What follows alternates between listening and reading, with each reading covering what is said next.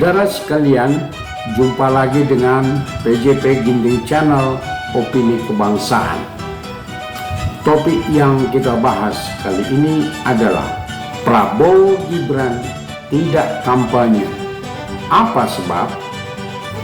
Saudara, tanggal 28 November 2023, Komisi Pemilihan Umum telah mengumumkan dimulainya kampanye nasional yang berakhir nanti untuk 75 hari ke depan.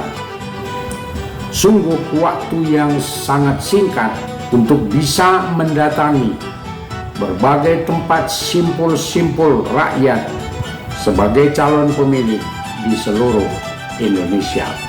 Setiap pasangan capres-cawapres dan tim pemenangan masing-masing harus berupaya keras menyusun strategi untuk menentukan simpul-simpul rakyat pemilih untuk didatangi, tempat-tempat yang harus dikunjungi, serta gagasan yang hendak disampaikan. Sehingga waktu 75 hari yang tersedia harus dimanfaatkan secara efektif dan efisien untuk bertemu dengan rakyat pemilih.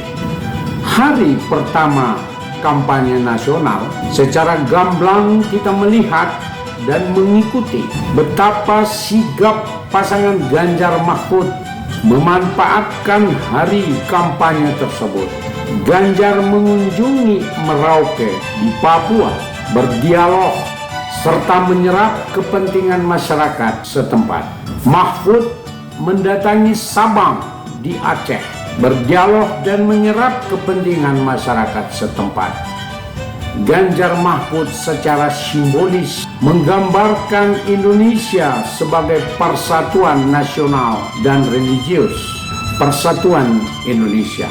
Kedua capres dan cawapres ini mengajak semua kekuatan rakyat untuk bersatu padu mencapai Indonesia unggul untuk kesejahteraan dan kemajuan bersama.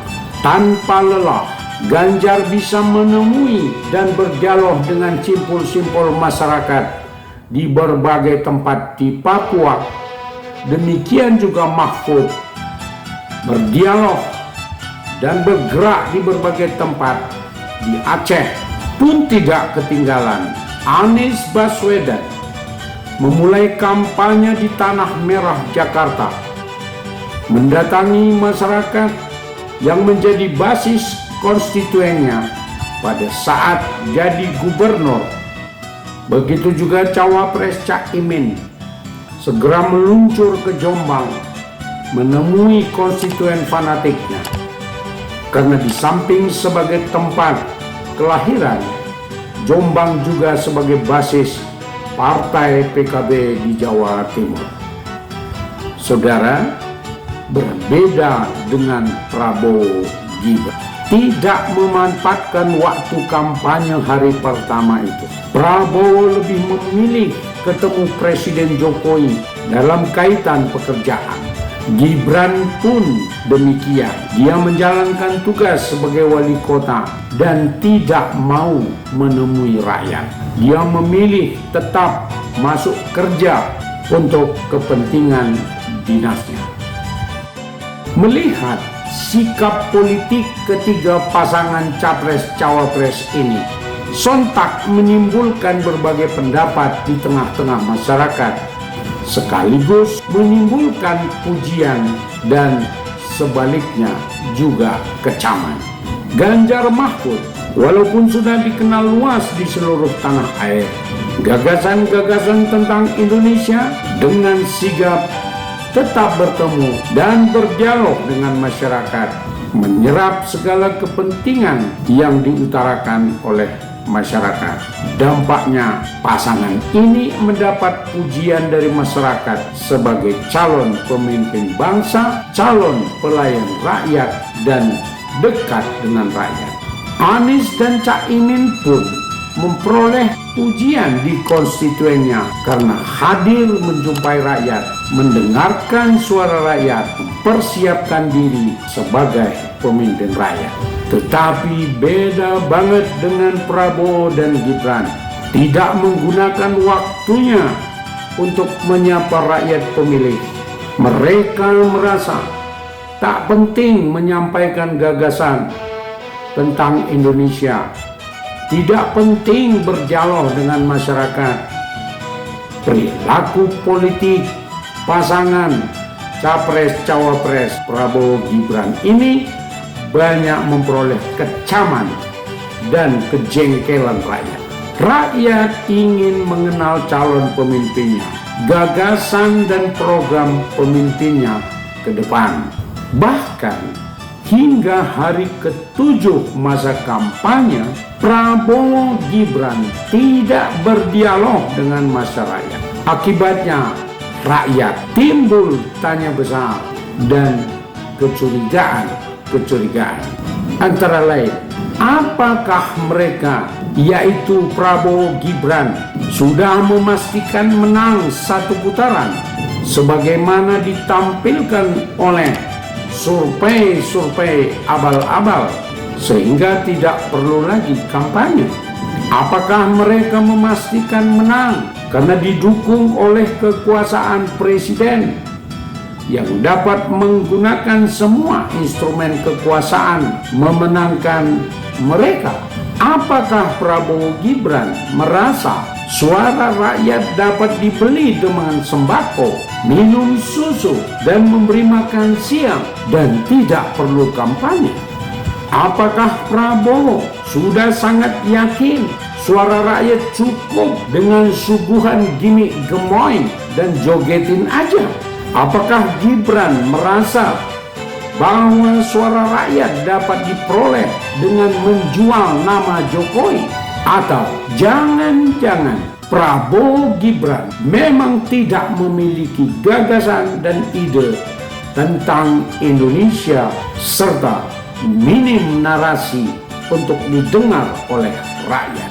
Atau mereka tanpa bersusah payah kampanye ke rakyat, toh secara elektoral oleh survei abal-abal mereka tetap unggul sampai kini? Atau Prabowo khawatir tentang kesehatan fisiknya, di mana jiwanya yang mulai rentak, dan Gibran yang minim narasi dan minim pengalaman dalam kompetisi pilpres yang begitu ketat dan jangkauan pemilih lebih dari 200 juta tersebar dalam ribuan titik simpul rakyat, adalah sebuah keniscayaan kampanye harus dilakukan. Tanpa kampanye dan merasa pasti menang adalah naif sekaligus anomali. Tanpa kampanye tetapi berharap menang, sudah pasti pemilu itu berlangsung curang, tidak jurdil, tidak bebas, dan tidak rahasia. Dan tanpa kampanye menjelaskan bahwa rakyat pemilih dianggap rendah, bodoh, tak punya harga, dan tak punya nurani. Prabowo Gibran beranggapan rakyat hanya sebatas itu dan cukup dibayar dengan gimmick gemoy dan pemberian susu dan makan siang saja. Prabowo dan Gibran sungguh amat sombong.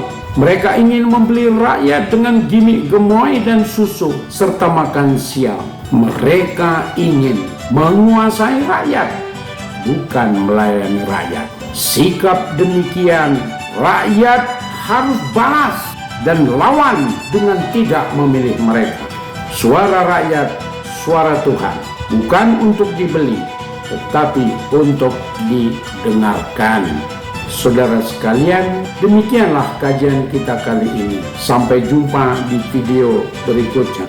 Dan tetap pantau PJP Ginting Channel untuk konten-konten menarik lain. Jangan lupa, mari kita besarkan channel ini dengan subscribe, like, komen, dan share, serta bunyikan lonceng notifikasi agar kami tetap dapat mengirimkan video selanjutnya. Terima kasih.